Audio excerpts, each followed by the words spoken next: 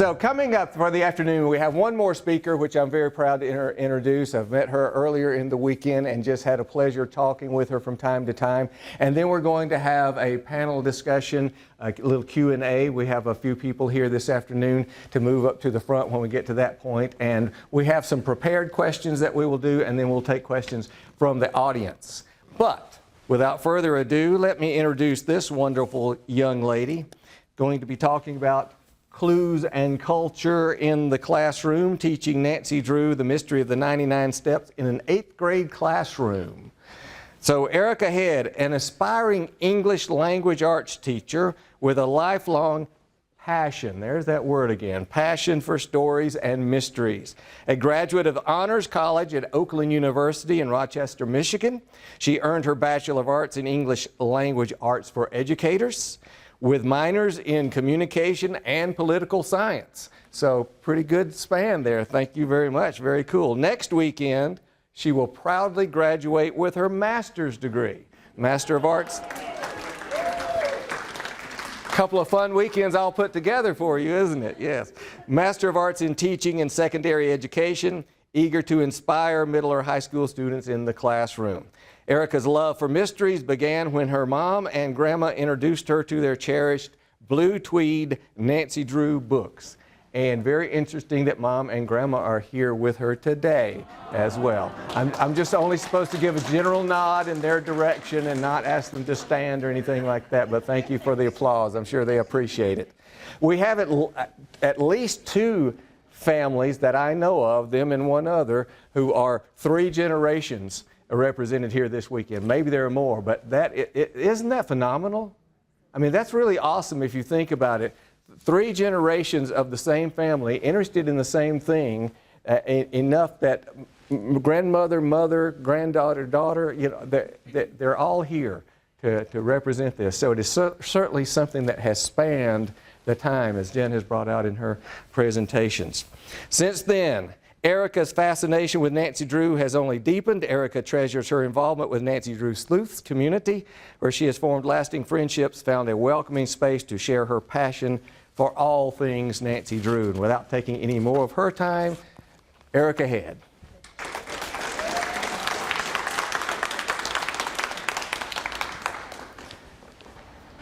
Hi everyone, can you hear me in the back with the microphone? Oh, it's so great to be here with all of you. First, I want to thank Jennifer Fisher for giving me this opportunity.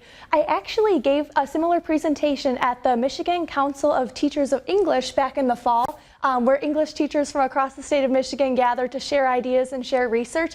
And I was just very excited to send my presentation to Jen, and she said, hey, wait, will you adapt that and do it at our April Nancy Drew Sleuths conference in Toledo? And I said, absolutely, I would be so happy to talk with my fellow sleuths. So thank you, Jen. And I want to thank the Toledo Public Library as well, specifically Nancy and Lauren, who I've been communicating with. Thank you so much for all of your help and just providing such a beautiful library and beautiful space for our convention this weekend. And I want to thank my mom and grandma for getting me into Nancy Drew. But I love them all. So, for my presentation, Alan shared a little bit, but I am a student at Oakland University, which is in Rochester, Michigan, about an hour and a half north of here. And as a member of the Honors College, I had to put together a thesis project in order to graduate, which I will be sharing with you today. And the title of my thesis was Clues in Culture, Teaching Nancy Drew, number 43, The Mystery of the 99 Steps in an 8th grade Classroom. So here we go. If you would like to scan this QR code, you can get a copy of my presentation, Google Slides, and you can zoom in on things, go back to things that I mentioned if you would like. You can just open your camera app and point it at the screen, and it should pick up the QR code. All right, so to get started, a little bit about me. I have loved Nancy Drew from a very young age, as Alan mentioned, when my mom and grandma passed down their blue tweeds. And I have always loved to read, write, help others, mentor students, and tell stories. As Alan mentioned, I'm a graduate of Oakland University, getting my bachelor's in English Language Arts for Educator so that I can teach grades 6 through 12, and then getting my master's in teaching and secondary education, again at Oakland University in Rochester, Michigan. And I have loved being involved with the sleuths. Here's a couple pictures of Jen and me with the sleuth zine that they do. And I have just loved reading and writing, so naturally in college I wanted to become a teacher and learn more about that and inspire others, because the Nancy Drew stories really inspired me to start reading and writing from a young age. And my goal one day is to teach reading and writing classes, English language arts, to 6th through 12th grade. I'm thinking more middle school right now because I love working with younger students and they just have such a passion for reading, like 6th through 8th grade. I just finished up my student teaching last week at a high school in Clarkston, Michigan, again about an hour and a half from here, and I taught English 10, English 11, and creative writing classes. The high schoolers were fun, but some of them kind of lacked that love for reading, which I can inspire in them as well. But I just absolutely love working with students and all things reading. So for the next slide, the book that I chose was The Mystery of the 99 Steps. I chose this book for a couple of reasons, which I'll get into later, but I want you to first look at how many different editions there are. There's the regular edition, like kind of the American edition that a lot of you are probably familiar with. It features Nancy and George walking down a long flight of stairs. There's a little bit of like an ominous figure in the distance, and we've got like cracked wood walking through the door. It gives a very spooky vibe. It has also been published in other editions, like the United Kingdom edition and the French edition.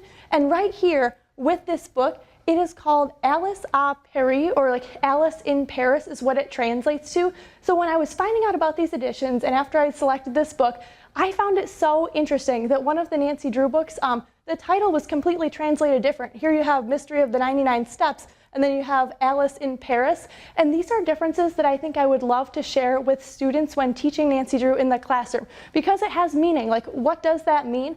Well, in the Nancy Drew, the more American edition, Mystery of the 99 Steps, it signals there's going to be some mystery with the 99 steps. But the French, they're in Paris. And then once you start looking at what's included in the artwork as well, that tells a story and that carries meaning. Right here you have Nancy and George, as I mentioned, kind of at the bottom of that staircase. And in the Paris edition, you have Nancy and George looking in on a chemist lab, which is a big part in the story, which I'll give you a quick summary of. But while most of us collectors might just kind of know that Nancy's name was actually changed from Nancy Drew to Alice in the French edition, this is something that students would not know. Did anyone know that Nancy's name was changed? A couple of us? Okay, what was it? She has different names. I'm not sure what it is in the Spanish translations. Does anyone know? Spanish? Okay, and I know there's German translations and a lot of others, but that's very interesting as well, and kind of sharing these facts, giving students little just like nuggets of culture and Nancy Drew and just different clues is super interesting to try and get them hooked on a book they might not otherwise read. But these are just a couple of notes about different publishing and formats of the book. I could literally spend 60 minutes in a classroom diving into publishing, formatting, all things with that with students. That is enough content for sure for one class period, because it's by no means random, it's intentional, and it sends a message. So I wanted to dive more into what is that message. But before I continue with the book and everything, I want to give you a quick summary in case you've never read this book or in case you're not familiar with the storyline. But it all starts when a client of Mr. Drew's named Mrs. Blair comes to Nancy saying she had this strange dream, that she keeps reliving this dream. When she was 3 years old, she remembers falling down a flight of stairs in France, where she lived when she was 3, and she comes to Nancy and she says, Nancy, like, please help me. And Nancy's in River Heights. So she takes on this case, and at the same time this mystery with Mrs. Blair and the falling down the stairs is going on, Carson Drew, Nancy's father, has a mystery with one of his clients named Mr. LeBlanc, or Monsieur LeBlanc, in France. He is selling all of the stock and exchanges and things like that he owns, and he is rapidly buying up gems. Nobody knows why. These two mysteries start crossing paths, and Nancy tumbles into a mystery where chemists are trying to turn gold, or they're trying to like make fake gold out of gems. They're trying to come up with some formula so that they can kind of con people and rip them off and sell them this gold that it's not actually 14 karat gold, it is very much fake. So this is a little bit of the history with the mystery of the 99 steps and what's going on. And of course, what does Nancy do? She goes to France, specifically Paris, to start solving this mystery. So back to my Honors College research project, what I had to do for the Honors College was create a thesis, and there were a couple requirements. I had to choose something that was in my major, and my major was English Language Arts for Educators, so I could connect it to something with books or something with learning. It had to be involved in that. And it also had to contribute some type of new knowledge to my field, was the requirement of the Honors College. So I started thinking, and I had a couple ideas at first. At first, I went a little bit big. I wanted to take 5 Nancy Drew books from continents all around the world and explore how culture was represented in those books and if it was accurate or not. I had actually designed an entire ranking system of how would I determine if culture was accurate. I had written down things like I wanted to see how was culture depicted, what cities and streets were used, what people's names were put in the book, what different historical references or like historical tales told were. But then I quickly realized, as a college student who had a full load of classes, working, involved in other things, it was not feasible to take 5 books and rank them in the way that I wanted to and really dive into them. So I was working with a mentor on the project, and she recommended I narrow it down into 1 book and just kind of look at culture and teaching that 1 book. So my mentor was a professor at Oakland, Amanda Stearns Pfeiffer, and ironically, once I pitched the idea of Nancy Drew to Amanda, she actually told me she had yellow spines that she remembered reading, very similar to this, and she brought in her books to show me, and we started bonding over Nancy Drew. I know. Yes. I will tell her all of you clapped because I told her I was doing this presentation, but it was just another really cool connection with one of my college professors who I had multiple classes with. I never knew she liked Nancy Drew until the year after I took her class. I came back to her and asked if she would be my mentor for this project, and then we started to bond. So that was super cool. So then with my thesis, I decided, okay, I'm English language arts, what do I like to read? And I started thinking about all the young adult series or contemporary mystery fiction series, but my heart was set on Nancy Drew, and I just could not get over wanting to talk about Nancy Drew. So I decided I wanted to do something Nancy Drew. And then for teaching Nancy Drew, I decided to take more of a creative aspect to my thesis, and I wanted to focus in on a specific grade to teach. So at the time, I had been teaching a program called Girls in Engineering Academy for women interested in STEM, and I had a class of 6th graders. I love the 6th graders, but I had also worked with 8th, so I just decided to narrow it into 8th grade, and that is how I chose what grade I wanted to. It was just my favorite at the time that I was teaching before my student teaching experience in high school. So with these projects, again, I wanted to study culture in 1 Nancy Drew book. How did I get to that Nancy Drew book? I will cover in just a moment. But to back up with this, in my project, I put together a lot of information on cultural rationale research. So why should students be learning about other cultures in the classroom? Why should students be reading children's literature in the classroom? I put together sample lesson plans, reading schedules, guided worksheets, and I had to align all of this with the Michigan Common Core standards for 8th grade education that the state required. So it was a big task to take on, but these are just a couple things I'm going to cover in my thesis that I worked on, including just French culture in an American novel. So again, why the 99 steps specifically? Here I am.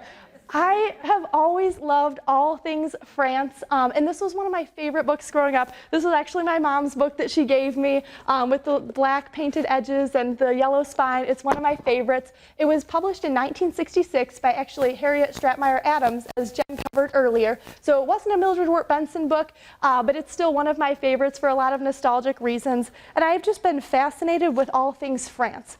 At Oakland University in 2022, I got the opportunity to study abroad. I received a scholarship from my university, and for 3 weeks I was in London and France, and I got to visit all of these places in the book.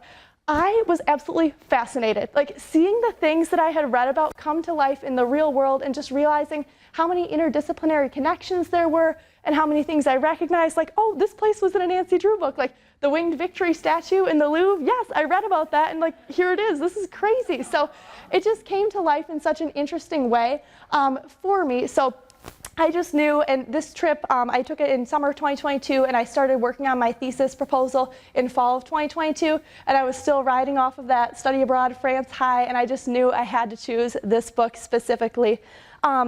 And I know another reason I chose this book was a lot of students nowadays don't like to read. I know a couple people mentioned that earlier, but I found when I was student teaching in English 10, English 11, and a creative writing class for seniors at Clarkson High School in Michigan, my students hated reading. They would not read outside of class. My mentors had told me, yeah, we don't give students reading homework anymore because they don't do it in a class of 33 students. And again, my experience was just in general English classes like English 10 and 11, so I can't speak to maybe AP or honors classes, but I found a similar thing at the middle school level, and honestly, it just broke my heart, like knowing that students don't like to read, they don't read outside of school. So I figured, why not choose a book with a fantastical mystery that involves danger, suspense, things that will really hook students in, and it's different than things students might be required to read in school, because I know a lot of our students are required to read things like Lord of the Flies, The Grapes of Wrath, things like that. And I like some of these books because you know me, I love to read, but our students, some of them unfortunately bore the students to death. So I figured that is one of the reasons I wanted to choose this book. Also, I thought it would be really interesting to choose a book that their parents and grandparents might have a connection to. And when I was student teaching, I always sent home an email to families about what are we reading, why are we reading it, what are some of our projects. So with this book, I could send home an email to students' parents and say, hey, we're reading Nancy Drew, and maybe mom, dad, grandma, grandpa, guardian, whoever could say, oh, I read these books when I was a kid, and that could inspire more just like kind of parent-student conversation, because I was very fortunate growing up. My parents always had conversations with me about school, asked me what I was reading, and asked me what I'm doing. But nowadays, like, parents are not always very involved in education, so that was just another way with this book choice how I wanted to facilitate conversation between parents and students about what are you reading, and talking about a book with your parents gets you more excited to read it too, at least from my experience. So those were a couple reasons why I chose this. My next part of my thesis, now I had my book, I had my topic. I needed to know, why was I doing a children's book?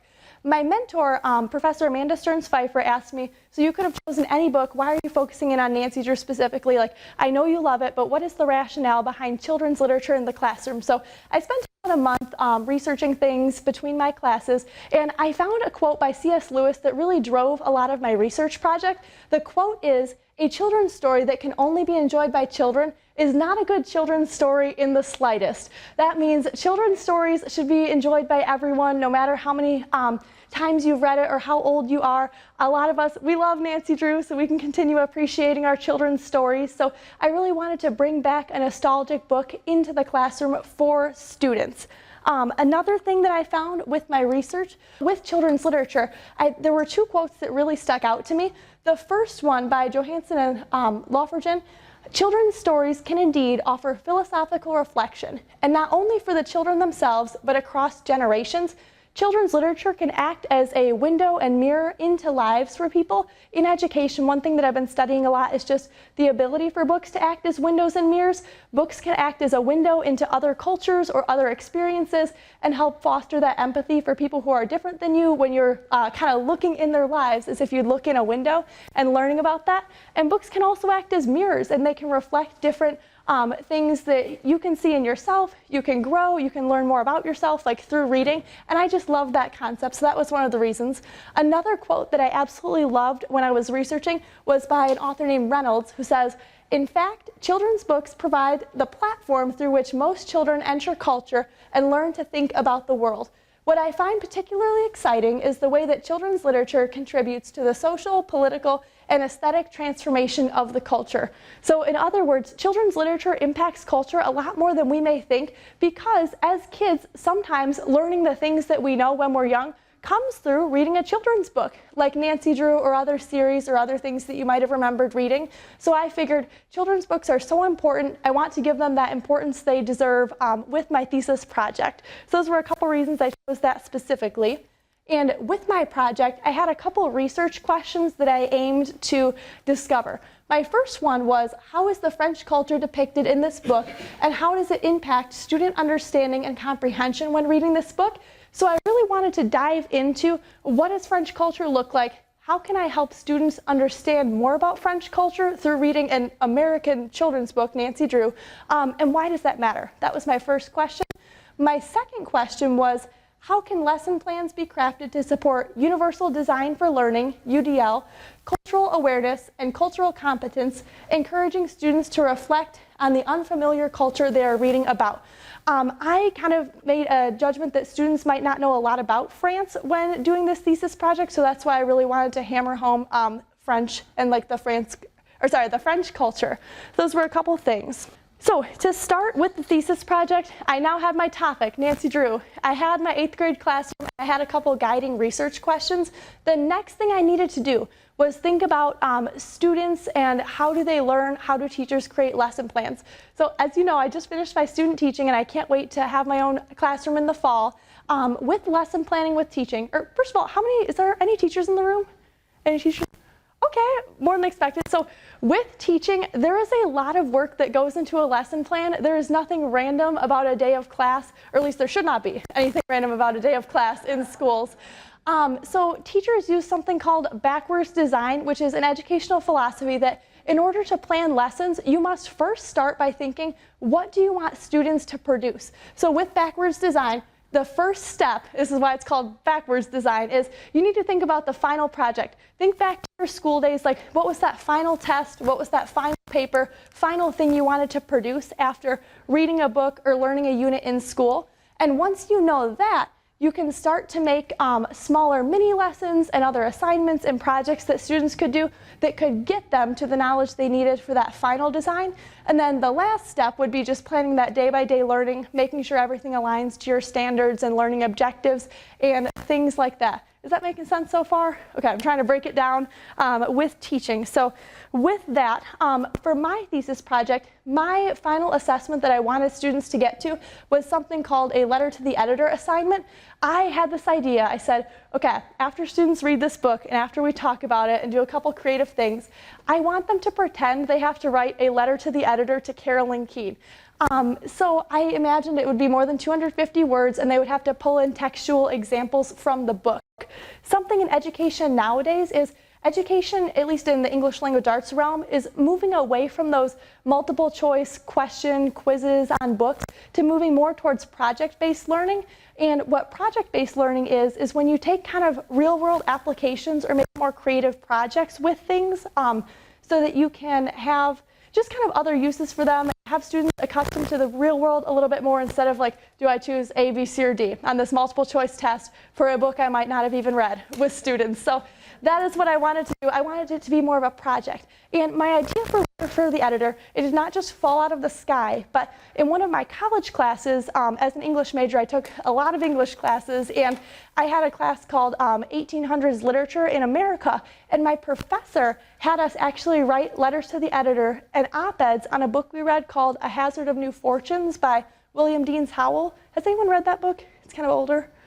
Very obscure. It's okay. I'd never heard of it before this class, but what seemed like it would be maybe a boring book from the 1800s about family life in New York and society actually came to life with my professor's assignments, and I really wanted to model my thesis after some of the assignments he did, so I figured they could write a letter to the editor. I considered having my 8th graders try and write an op-ed and submit it for publication, but it just became too complicated once I started thinking about it with like rules for different op-eds and letters to the editor for students under the age of 18, because when I did it in college, I was over the age of 18 and it was fine. So that was one of the reasons that it could be an assignment. Maybe they wouldn't actually submit what they wrote for publication in 8th grade. Who knows? Maybe some of them would, but I figured it's a skill that they might need later on because they might do it later on. So that is that.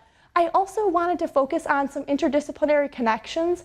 And what interdisciplinary connections are is when you take multiple disciplines like math, science, ELA, social studies, and you get to make connections between them. So things don't just become like, oh, my second hour I go to English class and my third hour I go to math.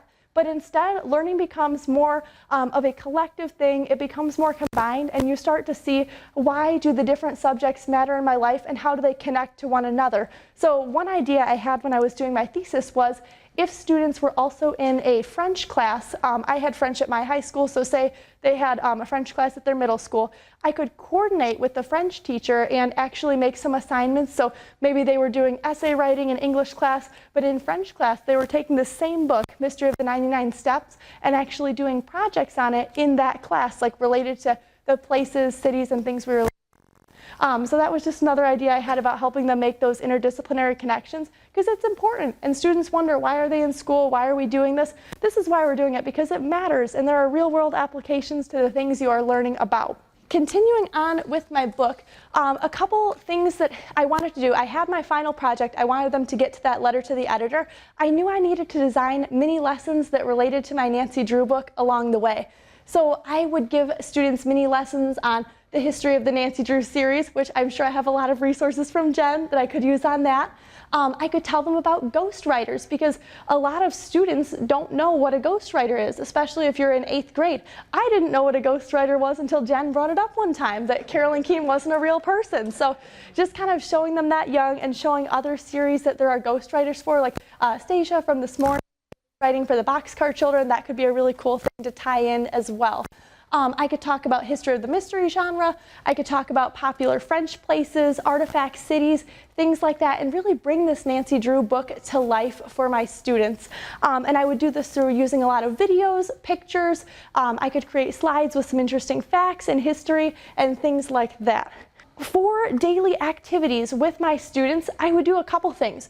First, I would use journal entries as a way for students to just get their thoughts on paper. One example prompt I designed was compare and contrast, write a paragraph about how an event from this book's publication in 1966 would look different than today. What would be the same? What would look different? I found a website about things happening in 1966 that I could provide to my students, and they could take one event that happened in 1966, do a little bit of research, do a little bit of digging, and then they have to think, how is that different from today? That opens up a lot of different skills and just things that they would need to know in the real world, like how do you compare and contrast two things? Whether you're comparing and contrasting like buying a car, getting an apartment. These are skills that students can start learning in 8th grade and earlier with school, and activities like this are the skills that I'm trying to aim to prepare them for, using a Nancy Drew book to do it. Another idea I had were different Socratic circles, or like a whole class discussion on some questions I designed. I had activities, think, pair, share is pretty popular in education, where first you write down and you think about an answer yourself, then you share with a partner next to you, and then once you've done that, we share as a whole class, and there's a whole host of ideas after students have kind of thought about their idea. Because one thing we're realizing in education is it's no longer cold calling on students and then being surprised why they don't have an answer. Like if I cold called on any of you right now about an unfamiliar topic, maybe education if you're not a teacher, you wouldn't know what to say, and that's exactly how students feel like when they're sitting in class sometimes and you don't give them a second to think about their answer, think about what they want to say and process it. It doesn't necessarily mean anyone's like smarter or like dumb if they don't have an answer, like they just don't have time to think about it and organize their thoughts. So I designed a lot of my activities with that in mind too, and trying to really support all students when it comes to getting an answer for something.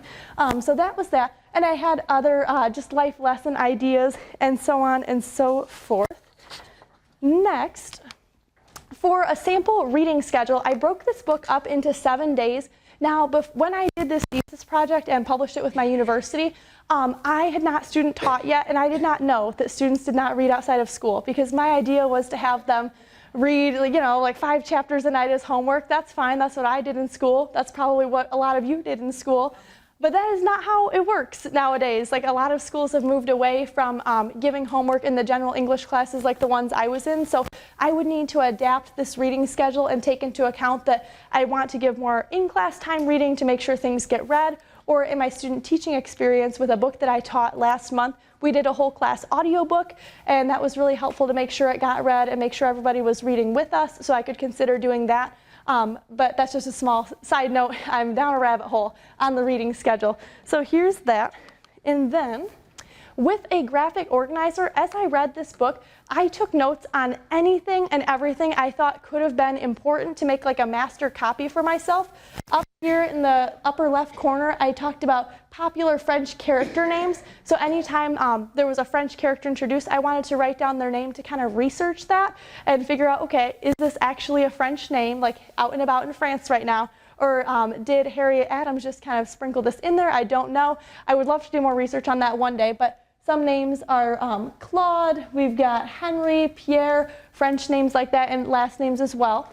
The next thing I wanted to do was track anytime there was a city or place in Europe mentioned. So not only did I track the popular ones like the Eiffel Tower or the River Seine, but they also mentioned a couple of like less popular places in France, but they are indeed real places in France that come up in the book, and I could share images and just different videos and kind of facts about those places with my students too. Then I wrote down any French cultural references. There were different things with like song, food, stories told to kids. I also wrote down French historical references, and I found in one Nancy Drew book of about 200 pages of the revised text, or it never had 25 chapters, it was only 20, there were mentions of alchemy and Middle Ages. There was King Louis XIV at the Palace of Versailles, the Sun King who made the Hall of Mirrors. I found things about the Renaissance period, King Charles VII. There was so much that you could assign students, like any one of these topics, to go dig more into on their own, present to the class. And it's really interesting when you let them choose a topic that's mentioned in the book too, because one thing in education is when students have like student choice, but not just free range choice, and they can choose anything, but when you give students a list to choose from and they pick what's most interesting to them, they're more engaged and more likely to do the project because they have that choice and a little bit of autonomy over their work, other than like, you go research this, like if you get to choose. So I found that interesting. And then the last things I tracked were different French words and translations that appeared in the book. And then I had a spot for students for questions as well. And so the next thing I want to move on to, you've seen some of my research, my questions, and reading the book. I wanted to figure out how could I make lesson plans to actually execute this in the classroom about this Nancy Drew book. So in teaching with a lesson plan, it usually includes an essential question or a question that's going to guide the topic for the day. What do you want students to be able to possibly answer with the new facts, knowledge, and research that they've had after your class? Lesson plans also contain a learning objective, so what should students be able to do when they leave the classroom? They contain a daily agenda, and I added some discussion questions and a daily type of assessment for mine. Now, with assessment, you'll see it's not always like a quiz or an essay expected at the end of class. They're little quick check-ins for teachers to see, are my students learning what I'm expecting them to learn, and can they produce writing or other ways of showing their knowledge that align with the learning objectives that I wrote for the day. So I have 7 of these, and this is why if you need the QR code for my presentation again, I will give it to you at the end. But I had little just kind of outlines of what I would want to do every day for class for 7 days. For the first day, I wanted to focus on ghostwriters and how do ghostwriters impact a series. You'll see up top my question is, or how do ghostwriters impact a novel, an entire series? How do hosts and hostesses add to or take away from your experience with new people? Because Nancy and her family have to be a host and a hostess to people from France when Mrs. Blair in the book comes to her house. And then I had a couple learning objectives related to ghostwriters. I have creative lesson names for every day that I would put on my daily slides for my students.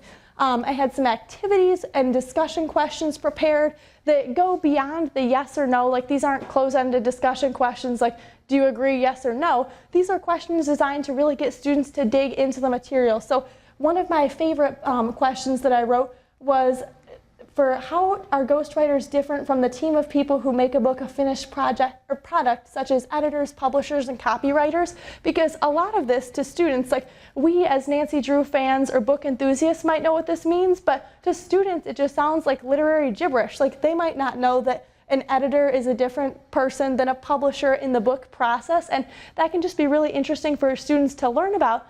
And it can also open up just different avenues for them post-graduation if they want to pursue a job in literary. Students might think, oh, I don't want to be a writer, I'm not interested in working in the literary field. But no, you could be an editor, a copywriter, a publisher. You could be a ghostwriter, like Stacia from earlier. So just things like that. And here are my assessments. For example, this was, I asked students to journal about, have you ever had it happen where someone tells you not to do something and it makes more curious? And I relate that to the first chapter of the Nancy Drew book. And all of it aligns with the Michigan state standards. This here at the bottom where it says CCSS ELA literacy, that's just the code for Michigan showing that it aligns. And some schools, principals require a lesson plan like this for every day, for every class that you have. And it all has to align, it all has to make sense, and you have to have a plan. So this could just be a very easy way for a teacher to kind of show what they know with lesson plans and teach Nancy Drew in the classroom. I have 7 of these on my PowerPoint, but I'm not going to go through every single one because that's too much. So if you're interested in this, you can check it out with the QR code for my slides, or I would be happy to email you a copy of the lesson plans and things if you want to use them. One of the last things I want to touch on is the idea of universal design for learning. This is to support students with different learning disabilities and other types of special needs or learning needs in the classroom. And what universal design for learning is not only you could make an individual modification for a student with learning disability like ADHD, dyslexia, other types of special needs, including autism and whatnot, to make sure that they can learn in the classroom. But with universal design for learning, you're taking these modifications that you might make for individual students and making it easier for the entire class to kind of read. Not only would I help students who would need it in my classroom, but also one of the universal design for learning kind of tenets right now is the idea of different formats of reading, and students no longer just have to read a physical book like this, although physical book is my favorite preference for Nancy Drew, but students can read an audiobook. Students, so they can actually listen to the story being read for them. I have a sample right here of an audiobook on YouTube if you're interested. They have these out there for free, so you don't have to pay for it, and I've seen audiobooks on Spotify or Hoopla if your library uses that. But that really helps students who might struggle to read, they might struggle to be engaged. In my student teaching placement, we had a lot of students who spoke English as a second language, so an audiobook was a great way for them to stay engaged with the material. Students could also read an ebook on a Kindle. Some of these books are out there for either free or very low cost, depending on if you get them through your library for free with an ebook, or you have to buy them on like Amazon Books. Or they could read a physical book, was my idea. So overall, these are just a couple things that I wanted to share about my thesis and the work that I did in teaching Nancy Drew in the classroom. I hope it inspires you, and I hope it inspires you to see how a Nancy Drew book that we might just read for fun can be used to teach an entire lesson for educational purposes in the classroom. It can engage students, and it just provides a really different avenue for students who might be hesitant to pick up something Shakespeare or something deemed classic literature that they might not understand all of the words in, and just take something that they know or take something connected to their parents' generation or just something they're interested in and explore it. So thank you so much for listening to my presentation. Yeah, thank you. And does anyone have any questions? Mary? So you were talking about this being a 7-day lesson, and that's one book. But you say they don't read at home, so how do you do that? Yes, so when I published this last year, I had anticipated 7 days and I could focus in on one thing a day. So now, based on my student teaching experience, I would probably make this like a 20-day unit, like in class, just giving reading time, giving that discussion time. I thought I could get through it a lot faster if I was having students read at home, but I could easily take this and just break it up day by day, or even in the daily lesson plans. In the agenda where I have like different Socratic circle discussions and whatnot, I could easily just throw in 20 minutes of like reading time a day to kind of make up time for that. But thank you, that was a really good question. Yes. Yes. The back first. I can see where something like this will really appeal to 8th grade girls. You probably have boys in your classroom. What were some of their reactions? Yes, so I actually did not implement this like in a live classroom yet. I was hoping to, but I couldn't with my student teaching, just with what my mentors wanted to do. So I was thinking for that, I could do different literature circles. In my student teaching, students got to choose a book group they wanted to be a part of with about 5 other students in a class of 30. So I was thinking I could adapt this into different literature circles, like maybe not only Nancy Drew Mystery of the 99 Steps, but I could use other Nancy Drew books. I could put in some Hardy Boys.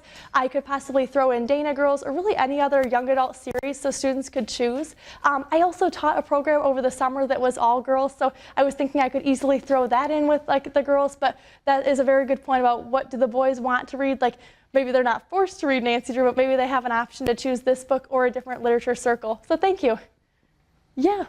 Yes. And just to piggyback, I mean, we girls are forced to read boy authors our whole lives, so you know, I think it's good to see some more feminine energy being brought in. How does UDL address difference in learning speeds?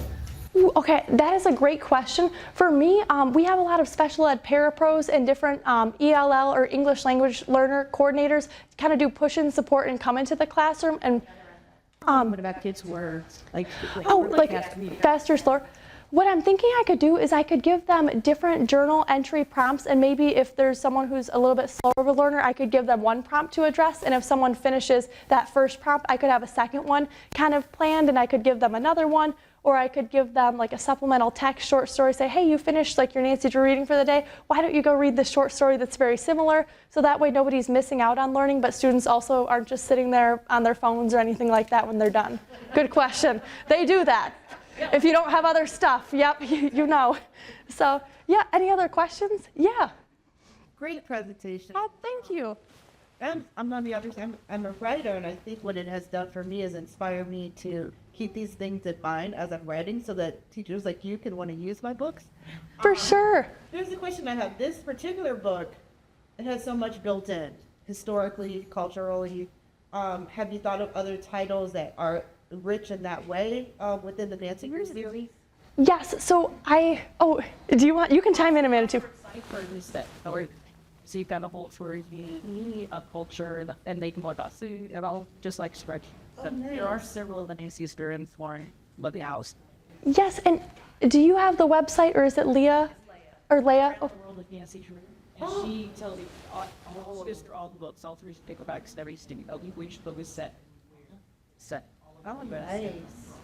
Yes, in case anyone didn't hear, Amanda mentioned that Leah, another Nancy Drew sleuth, has a website called Around the World with Nancy Drew, and she does have all of the information on where the different books are set. I believe she has a lot of, yes. As you were asking about Spanish, her name isn't changed in Spanish, but in Portuguese, she's Diana. Ooh. And in Germany, she's Kitty. Yes, Kitty. France, she's Yeah, another great resource for just Nancy Drew worldwide. But did I answer your question? I'm sorry. I don't know if I did. She did. Okay.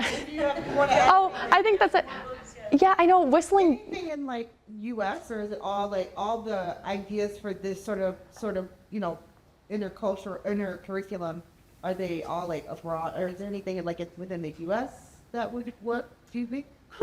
I didn't look at U.S., but I know. Amanda, jump in. Mirror Bay is the first town in New York. If you get a image there just recently, they got the Baseball Hall of Fame, and Long Stocking was the guy.